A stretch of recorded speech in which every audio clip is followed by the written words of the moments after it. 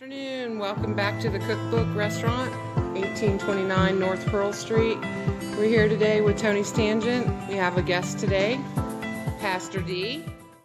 And we're going to go ahead and get started with our chat.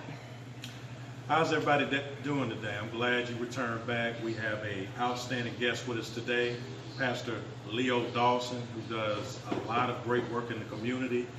And I know I've been waiting for a long time to be able to interview him. I met him probably about 3 years ago, impressed with his work. And so without further ado, I want to ask you first, let the people know exactly what you've been doing, a little bit about yourself, your background, and what you got going in the community today. Most people already know me, know that I do a lot of outreach in the community. A little bit about myself. I grew up on the north side of Jacksonville, Moncrief area, Hilltop. I graduated from Rains High School. I'm a Viking. I'm not here. But I do a lot of outreach working with the young people, street ministry, dance ministries, summer camps, a lot of things that help young people build character and help them get what they need to be in life. And also targeting the family as a whole so that the parents can get the tools they need to be effective parents and help their kids get reared in the right way and avoid some of the pitfalls that's out in the streets waiting on them. So, I had to realize that although you reach the kids, if you don't give the parents the foundation they need, you kind of losing the battle. So it made me start focusing a lot of efforts towards reaching the family as a whole. So that's a little bit about what I do. The question that I have as a person who was a deacon's child, not necessarily a PK, what was it about getting into the ministry that drew you to doing something like that? And why do you have so much drive and passion for the community, man, to help young folks and help their families out too? First, to answer that question, I'm overall, I fell in love with God. I fell in love with God. That was the first thing. I gave my life to Christ. Then, when I fell in love with Him, I fell in love with His people. So, and I was once those kids that I see that I work with now. The only difference is that some of the things that I did do, I didn't get hemmed up for. And then that conscience that was speaking to me, letting me know not to go certain routes, so I didn't fall in some of those pitfalls some of the others did. But I just want to see people do well. I want to help people, because when they died for us, helped us. So I like the same thing that He put out, I want to put out. When I was about 16 years old, there was a song that was on. I would play it with people. It was like, have you ever loved somebody the way Jesus loved you, or Yahshua, or however they want to call it? And that song just kept ringing in my head. I was playing it back to back to back to back. And I just started thinking about the love that He had for people. Like, to really give it everything you got for that person to have a better way of life. And I was like, have you ever loved somebody the way He loved you? And I started praying at that moment. I was like, God help me to have that kind of love for people. The way He loved me. You know what I mean? So that's what my main drive is. Like, showing that same love He showed to me. And I love to see people come up. I love to see people come up and come out of the pitfalls that they find themselves in. So that's a blessing to see somebody actually come up and overcome some things that's targeted to destroy them. That's what drives me a lot. Okay. Now, I'd be remiss if I didn't ask about some of your peers, some of your clergy members, particularly on the north side and particularly on the east side. From your perspective, do you think they do a good enough job of going in that direction, or do you think there's room for them to grow in terms of being more interacting more with the community in terms of improving the quality of life for the young folks and for those families that you're talking about? What's your general feeling about some of the pastors and some of the areas that you work in? My opinion on that is, I said from this angle that I know what my assignment is, and that's what I focus on. Now, as for them, whatever assignment God gave them, that's what they need to focus on. Okay. But I think that we all should do like a kingdom business. And at the end of the day, I got to count for what I do. But the more hands out there, the better it is. I just said, like, the more hands out, the better it will be. But in the meantime, I just focus on what my assignment is. So, in other words, to be concerned about what another church or what another pastor is doing is counterproductive for you. You can only operate in your lane, right. and God is going to hold you responsible for what you do. I can share with them what I know and give them the tools that I have, but at the end of the day, it's between me and God. I just know that I'm not gonna let what people do or don't do dictate or change me. And just pray for those, pray for everybody, do what I need to be doing, focus on that. Because if I do it on the negative side of anything, you can't be productive. If that makes sense. I got you. In terms of institutions in the community outside of the church, schools, grocery stores, the whole nine, what do you think is more beneficial, or do you think all of them are needed right now in the community? What outside of the church is probably the most beneficial thing that we need right now? Whether that be grocery stores, whether that be schools, whether that be a community center. Right now, if you had one thing outside of the church that you can put in the community right now, what would that be? To be honest with you, I'll probably start with a grocery store. The reason why I'm saying that because it's hard for them to get the nutrients they need. If I'm hungry, all that other stuff don't really matter. So I think a grocery store would be the first point. Get a community center because then you got something those kids can get involved with. Kind of like when I was young, they had community center that we could go to. Right. But they failed us. So the food part was good too, and it gave us something outside the streets of what we've seen in that community. So I think the grocery store would be the main thing, especially in Long Creek area. Tutwater did something with cleaning part of that land out for it. And I think that with all the resources the city has going, I think some kind of way they can should make it happen that we can get a grocery store right there where we got that part cleared out. But that's another politics thing you're gonna get into. But at the end of the day, if everybody do their part, then we'd be better off. But we just gotta keep at it. But one other thing, No. Go ahead. I was gonna say I was like another thing that Seabrooks mentioned one time. He was talking about ownership and control. I think that's what we have to start leaning more towards, so that our voice won't go lacking so much. We can get down and we go down to City Hall like I fought. Two boys came together to keep them from putting that liquor store on 31st and Mon Creek on at the old hooks. It used to be a restaurant, and they want to put a liquor store there. So we gathered together, did that petition, went out there. When was this? About a year, maybe 2 years ago. We fought for almost 2 years. How many folks did y'all have that came together as a coalition? Well, you had a few pastors that came. I don't call them out because then I missed I got you. So, but a few pastors that came out, and then you had, once we got it started trending, you had different ones in the community came out. One of the fathers came out. I told him I had to get my hair cut for him, he stepped out there. And the way he said made a lot of sense. The sad part is that the lawyer that was representing that person, which is when he was doing his job, it's almost like you didn't hear the people. You was caught up on, in my opinion, the money part. It got one point at one of those meetings, I was like, hold on, I didn't know how it worked at first, but he was saying a few things, and I didn't like what he was saying, and he had a chance to come back after all us said what we said. And so I was like, hold on, can I rebuttal his statement? And they said, no, you can't rebuttal his statement. Right. But I'm passionate about that. Like, I grew up in the neighborhood. I got good memories. And I had some things that happened in the neighborhood that went so good, but a lot of what I got was good. It's the reason why y'all see me sitting here the way I'm sitting. You know what I mean? And the decisions I'm making in life, and it's because of what I gained from the older generation, my parents, my mom, my grandma, all those things that I gained from them. And it's like, and here y'all go want to tear this down more. Now, that churches was the churches at one time. Well, the hooks was the churches at one time. I remember on the first of the month, well, grandma got a check from the government, because she was my granddad was in the military, and he had passed. And she would sit up there and get a big box of chicken, man. We was happy to get that chicken, So I got good memories, and I want other kids in the neighborhood to have good memories too. I don't need to just be negative, you know what I'm saying? I want them to have good memories and all. So that really offended me when they said they want to put a liquor store there. Like, man, a kid bus stop right across the street from it. Y'all think that's the best y'all can do? Right. They ain't met Preacher Dawson yet. Okay. Yeah, so I don't mind standing up OG. for what's right. Yeah. Okay.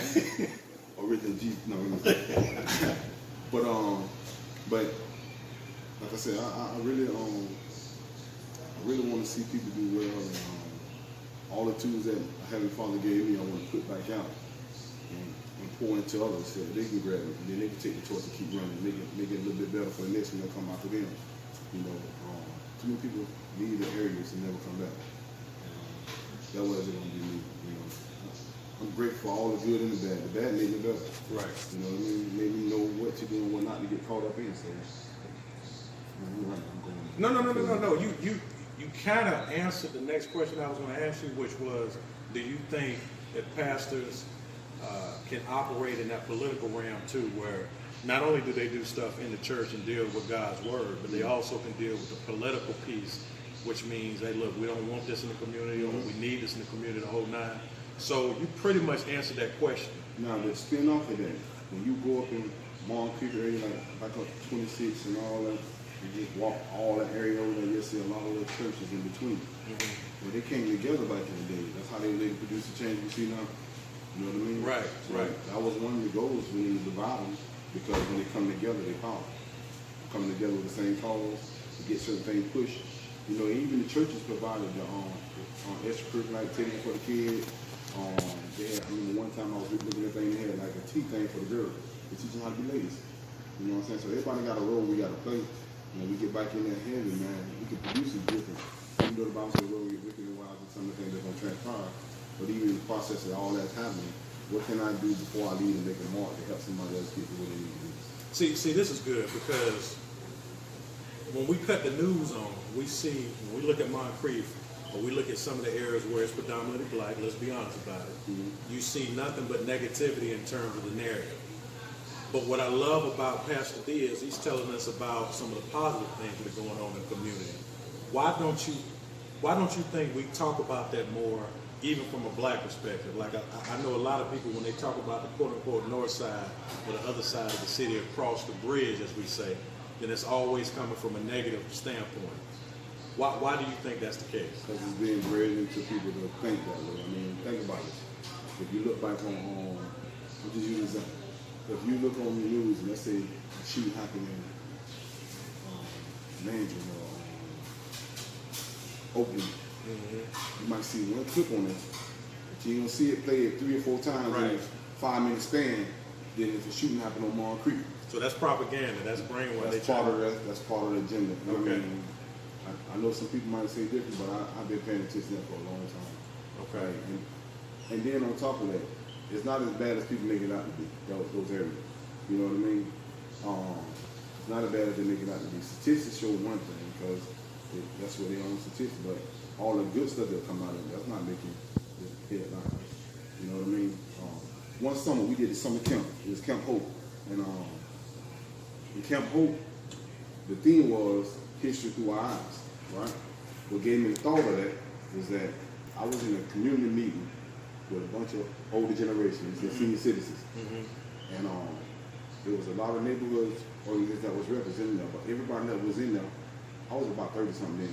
But everybody that was in that meeting was over 60. Like, it was like a whole bunch of older generation. I ain't gonna tell you, I felt like I was in heaven. Because there's a lot of wisdom there. Like, for real, that's how I felt like. You know what I'm saying? All this wisdom in the room. So I began to pray. I said, God, help me bridge the gap between that generation and this generation. Right. You know what I'm saying? Because I realized that because I had clinged to that generation, the older generation, I gained a lot of wisdom and understanding. So I prayed. I said, help me bridge. And then the Holy Spirit brought to me history through our eyes, do a camp with me. And what I did was I took them back to gain appreciation of the way that was made for them, and like Denzel Brown and Rebecca Crumpler, different people that you don't hear about. I took them and I broke down the schools in their neighborhoods, why they were named after those people. Why certain schools named after certain people, Susie Tarver and all them. And Eartha White. I ran them through history. Man, by the time that camp was over with, man, the parents was appreciative, the kids had that game. But what I did was took history and made a twist with it so that it's talking the lingo of the kids today. I took the history, same history, but brought it to their lingo. And man, when they did the skit at the end, that thing was so powerful. I don't even know if I still got it recorded, but we don't know post it. But they were powerful because now you got a younger generation engaging the older generation. Even like if you look at the marches that they had, you know, hey, I'm tired, y'all trying us too much. You know what I'm saying? We got to stand up. Right. Now just imagine if you got the old generation that's helped guiding them, not taking the fight out of them, but help guiding them to a common course on what we're trying to do and how we're trying to accomplish it. You get what I'm saying? They can pull from that, and if you bridge that gap, man, it's amazing what we can do. Because when we come together, the sky's the limit what we do. you are a positive role model for not just your peers, not just for the folks that you serve, not just for that quote-unquote community, but as black men. With you being such a cog in that community, what do you want to tell the people in terms of black men coming up that's looking for role models, that's looking for a way to conduct themselves and how they can help other folks out here in this community? What would be your message to a 12, 13-year-old who was youth, a younger youth, but trying to figure out exactly, you know, I may not play sports, I may not be a rapper. What would be your advice to that person, that young black male that's coming up? I say, if I came from the Christian aspect or the gospel aspect, it's surrendering to God early. Okay. Getting in that word and reading, you know, and let him reveal himself to you in that. But then get around people that you know that's positive, those that got a good mindset, that's want to help you do better and not get caught up in the crowd or what you're around. I say, and they're out there. If you want to, my website always over. Preacher Dawson, Facebook, you can hit me up. I can point you in the right direction. Even help your parents get the tools they need in that situation. You got role models, you got people that's out there that want to help you. Find them and don't push them away. You know, listen to them. When old folks come at you with certain things, you know, and they're trying to correct you to get you in the right direction, you need to listen to them. Like, literally think about what they're talking about. You might not agree with everything they say, but if you listen and you start analyzing and thinking about it, and then start walking in some of that stuff. Because when they were telling me stuff when I was coming along, I was glad I listened. It was like that constantly talking to you, that'd be God talking to you. Tell you not to go that way, don't do it. Every time that I was going to go a certain way, and I heard the spirit, or the conscience, or how you want to say it, telling me not to go. And I listened, and I realized that way I was going to go, something happened. And I'm like, man, I'm glad I listened. So it taught me young to listen to it when it's talking to you, or don't go with them people, don't hang with them, go home. You know, when I was in Hilltop, there were many times that, you know, we used to go to Rum Booger's barbecue. And it was time the spirit was like, don't go there, don't go with them today. Or when we go out there and we leave, we come back to go back to the apartments, some of the other ones wanted to veer off to go somewhere else. And I see that conscience say, don't go. And I didn't go. And they wound up doing some stuff they had no business doing. So that voice that be talking to you, telling you, hey, don't do this, don't do that, listen to it. It may seem boring, it may seem like you ain't having fun up front, but it's going to pay off in the end. Because now I can get any job I want, I can maneuver however I want to. The sky's the limit on what I can do. The only person that can hold me back in my life right now is me. But I thank God every day for my mom, for every time she whooped my wife, would chastise me. I thank God for my uncles that spoken to me, my uncle that I call him my Bishop White, that spoken to me, my other brothers that wanted me to go the right way, and my grandma most important, that was my girl. You know, she died when I was 12 years old, but she wanted me to do something like that. She's like, that's my grandbaby, he's gonna be somebody. And your grandma might be speaking that same thing about you, but you gotta listen to that conscience. My cousins out there, use an example. One of my cousins, we caught the bus from Hilltop to go to the Gator Bowl. Right by the Gator Bowl is the carnival. And we caught the bus to go down there, but my cousin's like, he got to get some money before we get there. Well, we got off the bus down there by Church Street, and they had all them shotgun houses down there. We got off that bus within 30 minutes. Boy had a whole bunch of money within 30 minutes because he was selling drugs, right? And I'm like, man, this boy made all that money in less than 30 minutes, and I got to wait 2 weeks for $20 if I don't do a line, if I don't do cut grass. And that conscious, that mindset was like, man, I need to be doing what he was doing. But then I heard that voice say, she wouldn't be proud of you if you did that. And I was talking about my grandma. My grandma wouldn't be proud if I did that. So I chose to go with the voice that my grandma wouldn't be proud of me, that if I did that, and chose not to go that way. Well, that same cousin now doing life in Fed prison now. Now just imagine if I decided to go the route he went. So that voice be talking to you. You gotta listen to it. You gotta listen to it. It's your voice of reason. You gotta listen to it. And you're gonna be tempted to do a lot of things. Stuff gonna come at you. When you start looking at the big picture of what you want out of life, that's what you go towards. That's what life is. That's what light is. Going towards what you know is right. So cling to people that you know doing right. Get around people that's trying to help you or get you in the right direction. Get around that kind of stuff, and that's gonna help your life a whole lot more. But the first thing was, I gave my life to Christ. Now, I'm going to have to say this, and I'm going to have to be transparent with the audience out there. He is one of the few inspirations I have that are pastors here. We have hundreds of churches, hundreds of black churches, and there are some pastors that, quite frankly, don't do anything in the community. There have been times where I've kind of lumped everybody up under the same umbrella and they didn't deserve to be.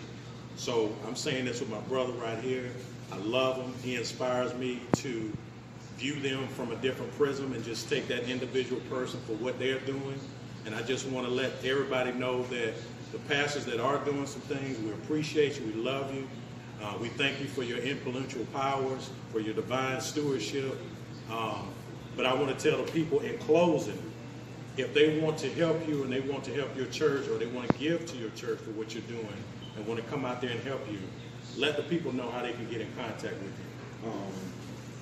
I have a Facebook page, Preacher Dawson. We also have a website. It's anotherchancejacks.org. You can go in there if you want to sow into what we're doing in the ministry. If you want to come out, every 4 Saturday, we're doing the street, we're doing outreach. So if you want to come out, get with me on, you can hit up a message on Facebook or Instagram, same Preacher Dawson. And also, we got a YouTube page that I have put out. It's called Preacher in Action. And you can go on that page, like and subscribe. I'm going to start posting some videos about some of the things that we got going on in ministry. You'll see some of the poetry on there right now. Inspirational poetry that I put light to help build a community. But that, yeah, mainly goes to the website or Cash Out, Another Chance Jacks. You can sow in that way. But I love to see bodies out there in community helping in the community, because when they see more people, there's some people you can reach that I can't reach. There's some people that you can connect to better that I can't. And so by you being out there with the right mindset to help the people, we just might make that community a better place. Like I said, before we're doing some kind of outreach, and then usually, if I'm gonna be outside the Marquee area, I'm gonna do a movie night in Marquee Village. It's called the Welding Night. 16th, we're gonna do another movie night. So you get us up on Another Chance Jacks. So, another great show, another great interview. We appreciate Pastor D for coming out here, man, giving us his time, tell us about everything that he's doing in the community. Again, we want to emphasize that if you're hungry, you need to get out to 1829 North Pearl Street. Come out here and check it out. There are a number of different restaurants up and down the street too, Black Business District. But until next time, stay black.